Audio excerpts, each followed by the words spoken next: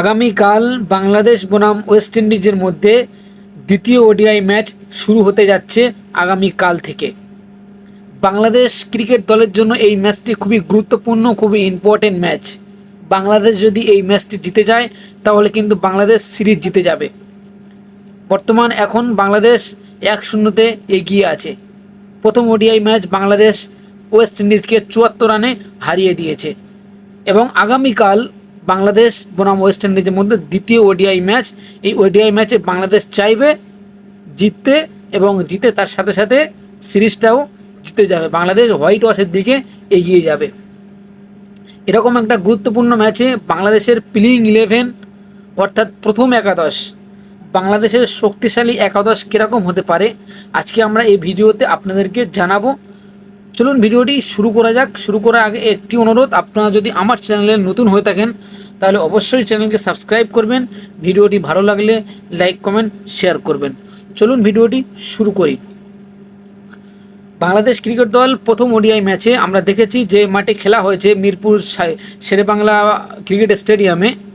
মানে স্প্রিং বলার যারা স্পিনার বলার তারা অনেক সহযোগিতা পেয়েছে, অনেক সুবিধা পেয়েছে এবং সেই জন্য মূলত বাংলাদেশের টিম ম্যানেজমেন্ট আরও এক স্পিনারকে দলে যোগ করেছে, নাসুম আহমেদ।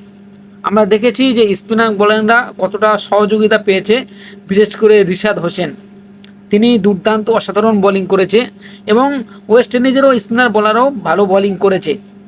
মানে এই যেই পিচে খেলা হবে আগামীকাল, এই পিচেও কিন্তু স্পিনার বোলিংরা সহযোগিতা পাবে। ফাস্ট বোলারদের কোনো সহযোগিতা এখানে কোনো নেই, স্পিনার বোলাররা সহযোগিতা পাবে। সেই জন্য মূলত বাংলাদেশ টিম ম্যানেজমেন্ট নাসুম আহমেদকে দলে ভিড়িয়েছে এবং অবশ্যই নাসুম আহমেদ কিন্তু প্লেইং 11-এ থাকছে। চলুন এক নজরে দেখে নেওয়া যাক বাংলাদেশের প্লেইং 11 কীরকম হতে পারে। প্রথমে সাইফ হাসান এবং সৌম্য সরকার, এই দুটি প্লেয়ার, এই দুটি ওপেনিং ব্যাটসম্যান প্রথম ম্যাচে কিন্তু ব্যর্থ হয়েছে এবং বাংলাদেশের টিম ম্যানেজমেন্ট এই দুটি ব্যাটসম্যানের ওপর ভরসা রাখবে। এই দুটি ব্যাটসম্যান কিন্তু মানে যেই দিন খেলবে তারা কিন্তু অনেক ভালো প্লেয়ার এবং বাংলাদেশ টিম ম্যানেজমেন্ট এই দুটি ওপেনার ওপর ভরসা রাখছে এবং দ্বিতীয় ম্যাচে এই দুটি ব্যাটসম্যান ওপেনিং করতে আসবে, সৌম্য সরকার এবং সাইফ হাসান। এবং 3 নম্বরে আসবে প্রাক্তন ক্যাপ্টেন নাজমুল হোসেন শান্ত। খুব একটা ভালো যাচ্ছে না নাজমুল হোসেন শান্ত, কিন্তু খুব একটা ভালো খেলতে পারছে না। নাজমুল হোসেন শান্ত কিন্তু মানে ওডিআইতে, ওয়ানডে ক্রিকেটে মানে ভালো ব্যাটসম্যান, টি20 থেকে অতটা ভালো ব্যাটসম্যান মানে ব্যাটিং করতে পারে না, কিন্তু ওডিআই ক্রিকেটে নাজমুল হোসেন শান্ত সত্যি খুব ভালো প্লেয়ার এবং তিনি আসেন 3 নম্বরে। 4 নম্বরে আসেন তাওহিদ হৃদয়। তাওহিদ হৃদয় প্রথম ম্যাচে হাফ সেঞ্চুরি দেখা পেয়েছিলেন, তবে প্রথম ম্যাচে 90 বলে তিনি 51 রান করেছে। এক প্রকার বলা যায় তিনি কিন্তু ক্রিজে সেট হয়ে গিয়েছিলেন। তার কাছে কিন্তু এই এত কম রান আমরা প্রত্যাশা করিনি, কারণ তিনি 90টা বল খেলেছেন মানে কি তিনি সেট হয়ে গিয়েছেন, আরও বেশি রান করার দরকার ছিল। তবে আশা করব দ্বিতীয় ম্যাচে তাওহিদ হৃদয় আরও একটু বেশি রান করবে। এবং 4 নম্বরে তাওহিদ হৃদয়, 5 নম্বরে মাহিদুল ইসলাম অঙ্কন, নতুন প্লেয়ার, প্রথম ম্যাচেই 46 রান করেছে, তবে তার উপর দল ভরসা করছে তিনি আরও বেশি রান করবে দ্বিতীয় ম্যাচে।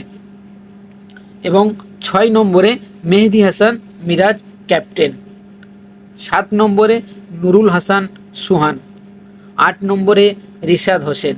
আমরা আবারও দেখতে যাচ্ছি দ্বিতীয় ম্যাচে রিশাদের ঘূর্ণি। এবং 9 নম্বরে নাসুম আহমেদ, 10 নম্বরে মোস্তাফিজুর রহমান এবং 11 নম্বরে তানজিব সাকিব। এই বাংলাদেশ প্লেইং 11, এই প্লেইং 11 নিয়ে বাংলাদেশ ওয়েস্ট ইন্ডিজের বিপক্ষে দ্বিতীয় ম্যাচে মাঠে নামছে। এই প্লেইং 11টা আপনার কাছে কেমন লাগলো? এই প্লেইং 11 নিয়ে, এই প্রথম একাদশ নিয়ে কি বাংলাদেশ ওয়েস্ট ইন্ডিজকে ওডিআই সিরিজ হারাতে পারবে? অবশ্যই আপনার মতামত আপনি কমেন্ট বক্সে জানিয়ে যাবেন এবং ভিডিওটি ভালো লাগলে লাইক কমেন্ট শেয়ার করবেন।